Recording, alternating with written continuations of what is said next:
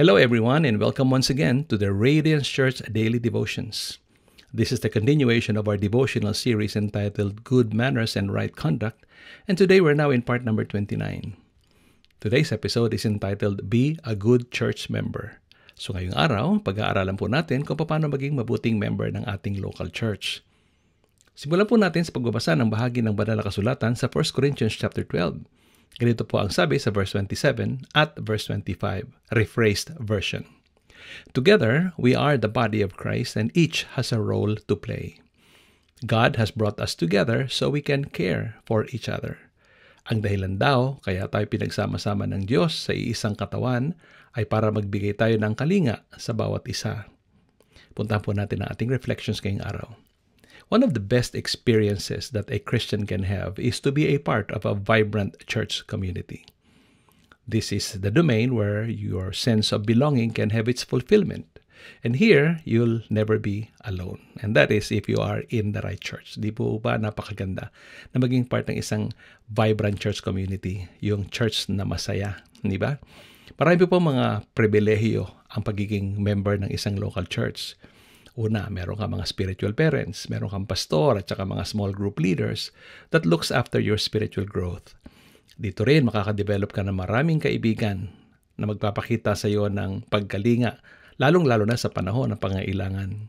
At ito rin ay isang safe environment that could provide respite during your times of crisis. Siguro ang marami sa atin ay napunta sa church dahil meron tayong napakalaking problema isang araw at merong nagbigay sa atin o nagpahayag sa atin ng ebanghelyo, dinala tayo sa church at doon natulungan tayo kung paano lumago bilang tagasunod ni Kristo. But with some of these privileges comes responsibilities as well. Doon po sa pelikulang The Forge, F-O-R-G-E, isang napakabagong Christian film that I actually recommend you to watch. Merong isang karakter doon na si Mr. Moore, who is actually yung bida. Nakausap niya si young Isaiah, isa sa mga bida, at sinabi niya, para magtagumpay ka sa buhay, tandaan mo ang mga katagang ito.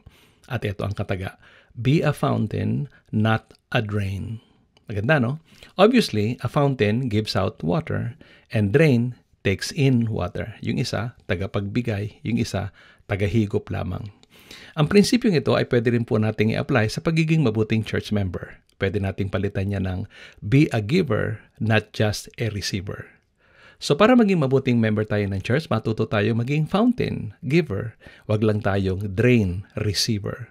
Magbibigay ako ng 8 mga panuntunan na lahat ay nagsisimula sa letter P sa wikang Ingles. Isa-isayin po natin. Number 1, paano natin ipapakita ang ating pagiging mabuting church member? Prioritize time for your church. Ay, ibig sabihin, kapag araw ng linggo o anumang araw nagtitipon ng church, be there for the regular gatherings. Number 1 priority mo yan at wag natin yung gagawing parang pastime lamang. Number 2, plan and prepare well. So prioritize. Number 2, plan and prepare.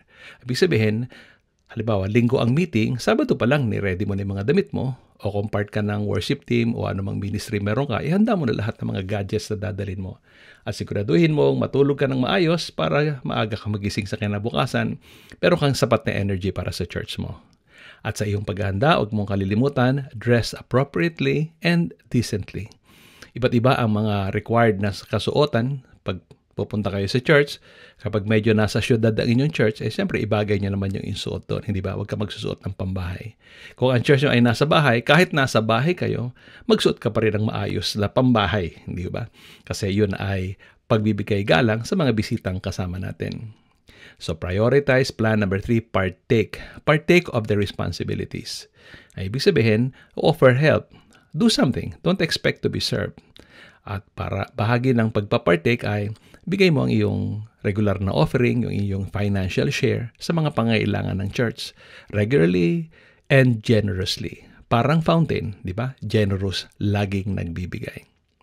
Pang-4, participate. Participate during the gathering.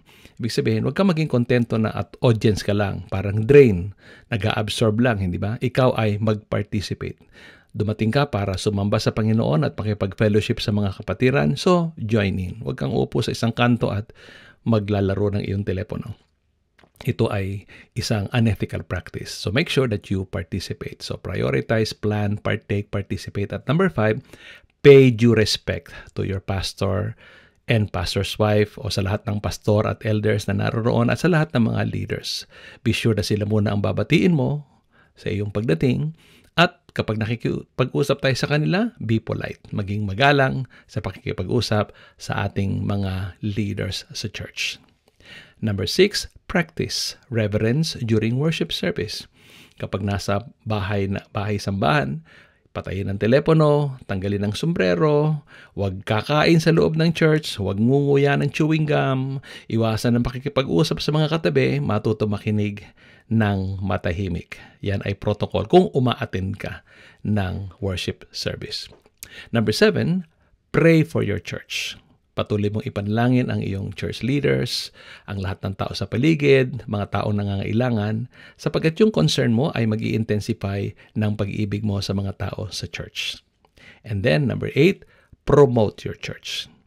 Be a good testimony in your workplace o saan ka magpunta, maging mabuti kang patotoo para makita nila si Kristo sa iyong buhay at magtanong sila kung saang church ka nagpupunta. Sa susunod, pwede mo silang imbitahan at mas madali silang anyayahan kung naipakita natin sa kanila ang ugaling langit na kaakit-akit.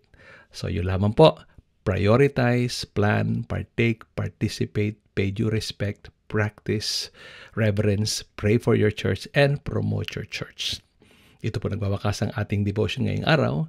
Namnamin natin ang ating mga narinig at ang mga paalalang ito ay makakatulong sa iyo sa mga darating na panahon. Ito po inyong kaibigan, Coach Ray Clemente mula dito sa Radiance Church, Sydney, Australia. Maligayang araw po sa inyong lahat. Pagbalain po kayo ng ating Panginoon.